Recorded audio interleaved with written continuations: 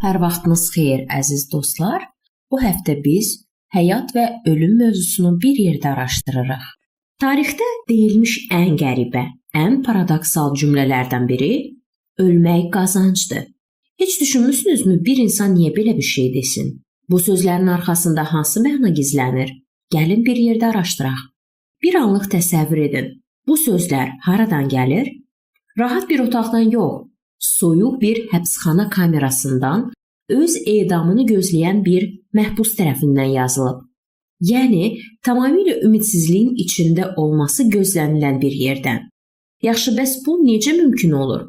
Bu sualın cavabını tapmaq üçün gəlin əvvəlcə bu sözlərin müəllifinin dünya görüşünü, onun həyata və ölümə baxışını anlamağa çalışaq. Bu adam, Həvari Paul, əslində çətinliklərə heç də yad deyildi. Hətta deyə bilərik ki, onun həbsdə olması bu uzun hekayənin sadəcə kiçik bir parçası idi. Onun bütün həyatı demək olar ki, inanılmaz sınaqlarla dolu idi. Baxın bu siyahıya. Dəfələrlə həbs, döyülmələr, hətta daşqalaq edilmə, gəmi qəzaları, aclıq, susuzluq, sanki bir insanın başına gələ biləcək hər cür bədbəxtlik onu tapıb. Amma ən heyrətamiz olan nədir bilirsinizmi? Bütün bunlara baxmayaraq, onun həbsxanadan yazdığı məktublar şikayətlə yox, əksinə sevinc və sarsılmaz bir inamla doludur. Bu necə ola bilər axı? Bax, bu sualın cavabını tapmaq üçün gəlin bir anlıq öz düşüncələrimizi kənara qoyaq. Çünki Paulun dünya görüşünü anlamaq üçün həyat və ölüm haqqında bildiyimiz hər şeyi demək olar ki, yenidən nəzərdən keçirməliyik. Onun dünyası bizimkindən tamamilə fərqli qaydalarla işləyirdi. Bizim üçün, yəni ümumi baxışda ölüm çox vaxt həyatın təbii bir sonu kimi görünür. Bəlkə də dərhal bir mükafata açılan bir qapı. Amma Paulun baxışı tamamilə fərqli idi. Onun üçün ölüm bir düşmən idi. Planın bir hissəsi deyildi. Həyatın qeyri-təbii şəkildə kəsilməsi idi. Yəni bir keçid yox, bir fasilə. Bəs bu fasilə dediyimiz nədir? Baxın, bu düşüncə tərzindəki ən vacib məqam budur. Ölüm dərhal cənnətə getmək deyil. Bu daha çox dərin bir yuxuya bənzəyir. Elə bir yuxu ki, şuurun tamamilə dayandığı bir dinclik vəziyyətidir. Dirilmə anını gözləyən bir sükunət.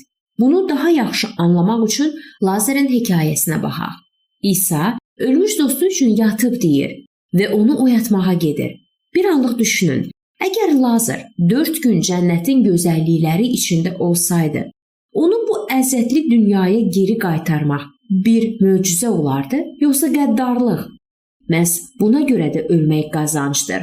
Çünki o dərin yuxuya daldıqdan sonra oyanacağın ilk an sənin üçün heç bir zaman keçməmiş kimi bütün əzabların bitdiyi və Məsihlə üz-üzə gəldiyin andır. Yaxşı, əgər ölüm belə bir müvəqqəti yuxudursa, onda həyat nə üçündür? Məsələnin digər tərəfi də məhz budur. Gəlin indi buna baxaq. Paul üçün həyat sadəcə nəfəs alıb vermək, şəxsi rahatlıq axtarmaq deyildi. Yox, onun üçün həyat ideyaların, dəyərlərin və həqiqətlərin toqquşduğu böyük bir ruhani savaş meydanı idi və özünü bu savaşın ön cəbhəsində vuruşan bir əskər kimi görürdü. Və təbii ki, hər savaşın öz silahları var. Amma buradakı silahlar fiziki deyil. Bir tərəfdə qorxu, utanc, tənqid, yalan kimi dağıdıcı qüvvələr var. Digər tərəfdə isə onlara qarşı duran çox daha güclü silahlar. Sevgi, sülh, səbir, mərhəmət və əlbəttə ki, həqiqət. Bax, yaşamaq Məsihdir demək elə bu deməkdir. Yəni, sağ qalmaq bu ruhani döyüşdə mübarizəni davam etdirmək deməkdir. Başqalarına kömək etmək, onların da bu həqiqəti tapmasına yardımcı olmaq üçün bir fürsətdir. Ona görə də Paul üçün seçim yaxşı həyatla pis ölüm arasında deyildi. Seçim bu idi. Ya yaşayıb mübarizəyə davam edəcəm, ya da ölüb birbaşa qələbəyə qovuşacam. Hər ikisi də onun üçün böyük missiyaya xidmət edirdi. Amma Paul çox yaxşı bilirdi ki, belə böyük bir döyüşdə tək başına qalib gəlmək mümkün deyil. Bunun üçün mütləq birləşmiş bir cəbhə lazım idi. Bəs bu birlik necə yaranır? Paul bunun üçün çox praktik bir yol göstərir. Hər şey özünü bu dünyanın deyil, göyün vətəndaşı kimi görməklə başlayır. Bu düşüncə tərzi insanı təvazökar və həlmidir. Bu keyfiyyətlər də öz növbəsində sülh yaratmağa, hətta səni pislik edənlərə belə mərhəmət göstərməyə imkan verir. Və bütün bunlar bir araya gələndə insanlar inandıqları dəyərlər üçün çiyin-çiyinə möhkəm dayana bilirlər. Çünki Paul bunu dərindən anlayırdı. Müjdə üçün ən böyük təhlükə kənardan gələn təzyiqlər deyil. Əsl təhlükə qürur və egoizmin səbəb olduğu daxili parçalanmadır. Necə deyərlər, bir ev öz içindən bölünübsə, o ev ayaqda qala bilməz. Bütün bunlar bizi başladığımız nöqtəyə, yəni ağrı və əzab məsələsinə geri gətirir. Paulun dünya görüşündə inandığın yola görə əziyyət çəkmək, təqibə məruz qalmaq bir uğursuzluq əlaməti deyildi. Tam əksinə, bu doğru yolda olduğunun bir növ təsdiqi, çağırışının ayrılmaz və hətta çox güclü bir parçası idi. Beləliklə artıq tam mənzərəni görürük, elə deyilmi? Paulun ölmək qazancdır deməsi əslində bir ölüm arzusu, bir bədbinlik deyildi.